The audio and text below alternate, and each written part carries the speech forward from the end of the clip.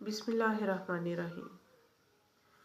آج سے 20-22 برس پہلے میری سلائی کرتی بیوہ ماں جو واحد تعلیمی ادارہ میرے لیے افورڈ کر سکتی تھی وہ ایک سرکاری اسکول تھا۔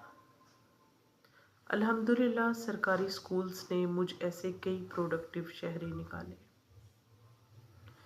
آج جو اداروں کی نجکاری ہونے کو جا رہی ہے اور صاحب فرماتے ہیں کہ میں اس پہ بات نہیں کروں گا، لیکن صاحب ہم تو بات کریں گے نا۔ ہم نے اس ملک کے لیے قربانیاں دی ہیں، ہم نے ہر تلخی ہر ترشی دیکھی ہے، ہم سیلاب اور زلزلوں میں کھڑے رہتے ہیں۔ آپ تو حکومت کے موسم میں آتے ہیں، جیبیں بھر کر پچھلی گلی سے نکل جاتے ہیں۔ ہمارا تو جینا بھی یہیں اور مرنا بھی یہیں۔ تو آپ کو بات کرنا ہوگی صاحب، آپ کو بتانا ہوگا کہ صوبہ دیوالیہ ہونے کو تھا تو آپ نے سرکاری حج اور عمرے پہ پابندی کیوں نہیں لگائی؟ آپ نے مراعات اور پروٹوکول کلچر کا خاتمہ کرنا مناسب کیوں نہیں سمجھا؟ مفت بجلی، مفت گیس، مفت پیٹرول ڈکار جانے والا طبقہ آپ کو نظر کیوں نہیں آیا؟ پور اور مڈل کلاس گھرانوں سے تعلق رکھنے والے بیچارے سرکاری ملازمین آپ کی نگاہ کی زد میں کیوں آئے؟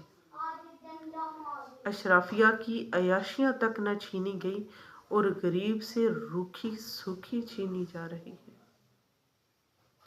وہ لوگ جن کو زرعی زمینیں اور کمرشل پلاٹس الاٹ کیے جاتے ہیں وہ کیوں نہیں نظر آئے؟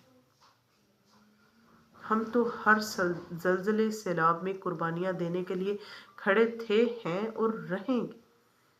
ہمارا ملک ہے، ہمارا گھر ہے، ہم تو یہاں کسی نامعلوم مقام سے نہیں ڈرتے ہیں، ہمیں مت ڈرائیے۔ ہم تو غریب لوگ ہیں، ہم سڑک پہ اینٹ رکھتے ہیں تو سکون کی نیند لے لیتے ہیں، ہم کوئی صاحب آدمی تھوڑے ہی ہیں۔ اس وطن کا چپا چپا ہمارا گھر ہے، اور صاحب ہمیں ڈراتے ہیں آپ پولیس کے ڈنڈوں سے اور محکمانہ کارروائیوں سے۔ پولیس بھی ہماری، فوج بھی ہماری، ملک بھی ہمارا۔ میں قوم کی بیٹی آپ کو چیلنج پیش کرتی ہوں کہ میرا ٹرمینیشن لیٹر کسی بیک ڈور سے نہ آئے، کیونکہ یہ جو لوگ کھڑے ہیں یہ رزق حلال پہ پلے ہیں۔ یہ پچھلی گلیوں والی آپ کو آتی ہوں گی، ہمیں نہیں آتی۔ صاحب آج اس ملک کا بچہ بچہ جانتا ہے کہ سرکار کی بے حسی کے بعد بھی ادارے اگر کھڑے تھے تو محض سرکاری ملازمین کی ذاتی صلاحیتوں اور ان کی قربانیوں کے بل بوتے پہ کھڑے تھے۔ سرکار ہم سے ہمارا وقار مت چھینیے۔ صاحب ہمارے پاس صرف تعلیم ہی تو رہ گئی ہے، خدا را ہم سے وہ مت چھینیے۔ آپ سے پوری قوم کی التجا ہے، آپ سے یہ گزارش کی جاتی ہے کہ اتنے تعلیم دشمن فیصلے مت کیجیے۔ ہماری نسلوں کی بقا کا سوال ہے، آپ کا نام تاریخ میں امر ہو جائے گا۔